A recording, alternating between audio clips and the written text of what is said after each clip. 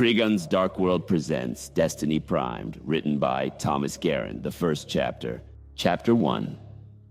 I gripped the leather-bound journal tightly, its worn pages filled with the frantic scribbles of a man pushed to the brink of madness.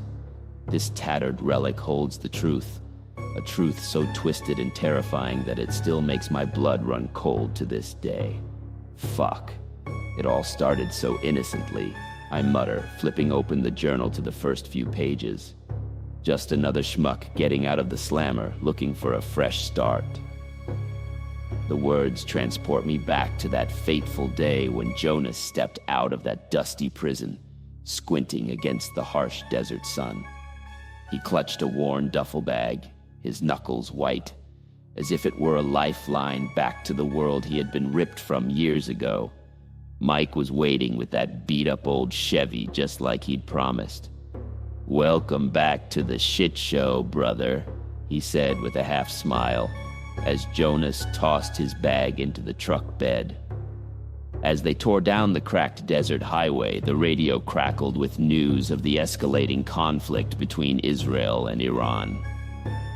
"Damn, it's like the whole world's gone to hell while I was inside," Jonas muttered, shaking his head. Mike shot him a sidelong glance. "You don't know the half of it, man. This ain't just some pissing contest between nation-states. There's some deep, twisted shit going on behind the scenes." That should have been my first warning sign. But Jonas was too jaded, too hungry for something, anything, to cling to after his stretch in that concrete hellhole. They stopped at a diner on the outskirts of Bakersfield, the type of place with ripped leatherette booths and a thick smell of stale grease hanging in the air. That's where Jonas first crossed paths with them.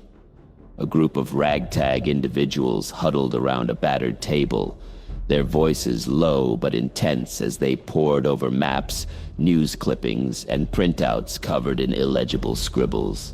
Heated words like globalists, false flags, and Zionist agenda caught Jonas's ear. "You boys look like you could use some enlightenment," a grizzled older man said, raising a bushy eyebrow as he noticed Jonas and Mike listening in. He wore a stained Dodgers cap low over his eyes, but I could still make out the feverish glint there. Jonas opened his mouth, but before he could respond, the man continued in a low, gravelly voice. "The world's being played, son. All of us. Just puppets dancing on the strings of an alien agenda." "You shitting me?" Mike scoffed, exchanging an amused look with Jonas. "Aliens? Like little green men in flying saucers." The man's eyes narrowed, and he slammed a calloused fist on the table hard enough to rattle the salt and pepper shakers. "This ain't no joke, boy. The Greys have been here for centuries, pulling the strings and bending humanity to their whims. The world you think you know," he shook his head slowly, "just a veil of lies." Against my better judgment, I felt a chill run down my spine, because as far-fetched as his ramblings seemed, there was a conviction in that stranger's voice that made the little hairs on the back of my neck stand on end.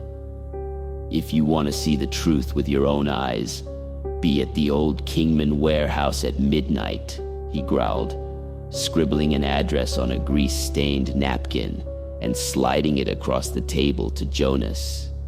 "That's when the real work starts."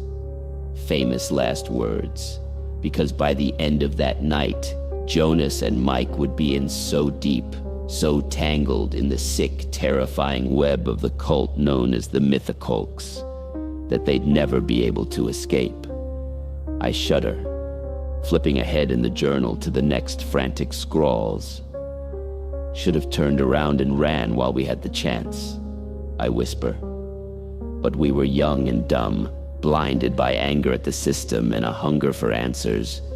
And oh, how the Mythicals gave us answers. Horrifying, sanity-shattering answers that make me wish I could go back and slap some sense into my naive younger self.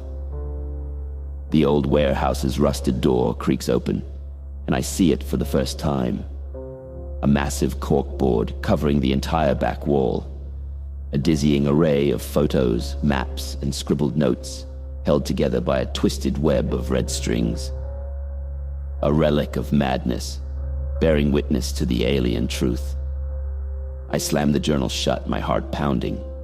Even now, the memories feel like icy tendrils wrapping around my mind. Jonas may be gone, but his frantic words remain, a chronicle of the nightmare to come.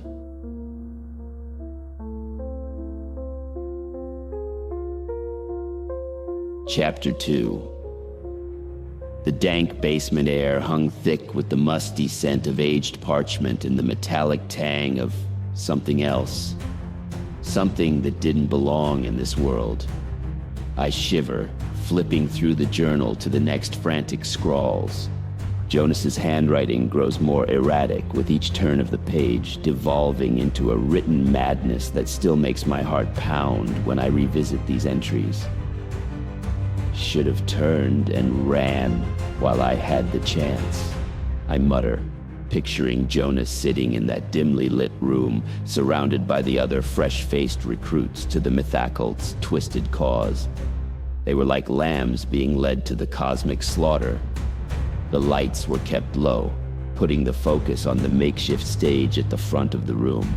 A battered chalkboard was flanked by towering shelves crammed full of ancient texts, faded maps, and artifacts that seemed to hum with an unsettling energy. Eleanor Harding swept into the room like a force of nature, her severe features all sharp angles and piercing intensity. She moved with a coiled grace, her dark eyes glittering with the feverish zeal of the true believer as she launched into her meticulously prepared sermon. For too long, humanity has been shackled by the lies of our masters, she began, her voice a low, thrumming rasp that commanded the room's attention. Obedient slaves, bred for servitude and subjugation at the hands of our creators, the Anunnaki. A murmur of confusion rippled through the crowd as Eleanor pulled a heavy tome from the shelves, its leather covers cracked and worn. She cradled it like a sacred relic as she continued. The ancient Sumerians knew them as gods, beings of supreme power who came from the stars to forge the human race in their own image. But their true purpose was far more sinister. What followed was a dizzying deluge of evidence. Everything from passages plucked from the Enuma Elish to fuzzy photographs of alleged archaeological digs in the Iraqi desert. Eleanor wove it all together into a rich tapestry of conspiracy, one that cast humanity as the unwitting pawns of alien overlords.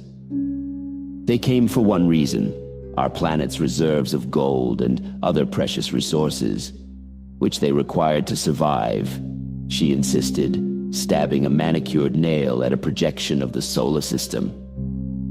And when their homeworld began to die, they turned their gaze towards Earth as a new colony. I'll admit, even my own jaded soul felt a tremor of unease as Eleanor's words washed over me. Because as batshit crazy as it all sounded, there was a kernel of dark plausibility to her ramblings that made it hard to dismiss her outright. These beings, the Anunnaki, have been the secret masters of our species since the dawn of civilization, she growled, slamming the ancient book shut with a cloud of dust, pulling the strings from the shadows as they steer humanity towards.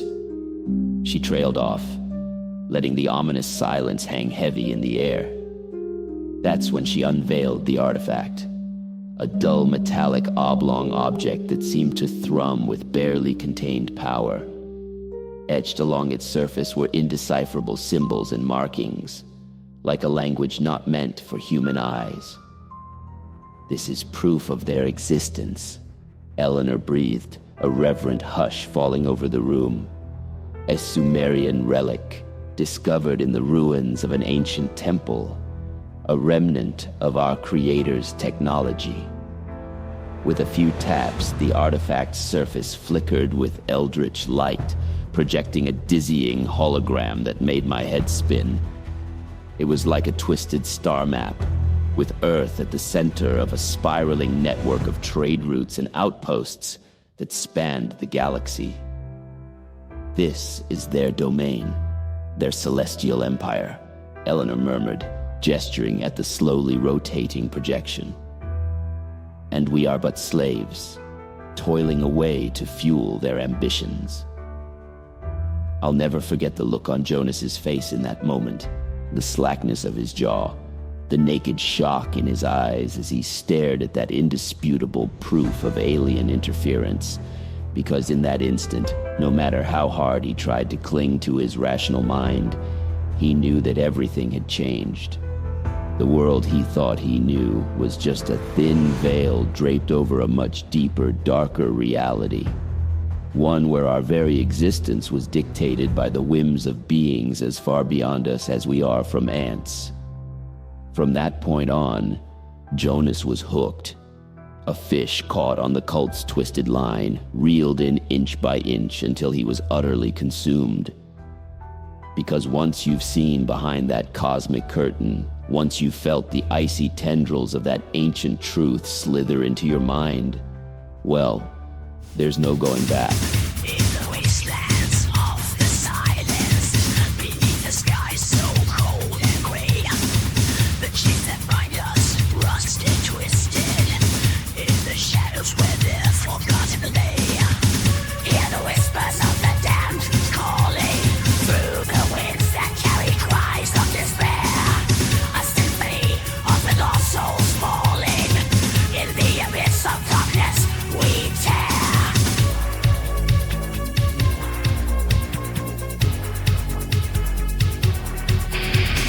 Veil of forsaken, shroud of the night, unveil the secrets that lurk out of sight.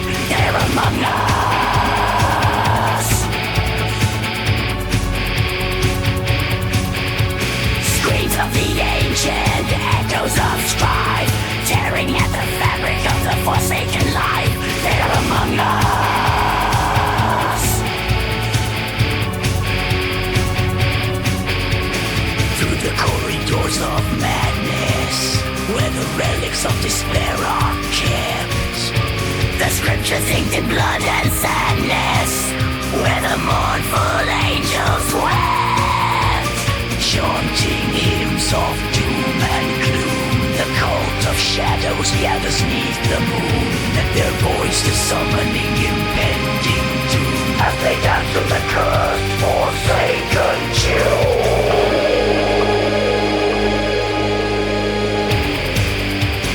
Veil of the forsaken, shroud of the night, unveil the secrets that lurk out of sight. They're among us. Screams of the ancient, echoes of strife, tearing at the fabric of the forsaken life.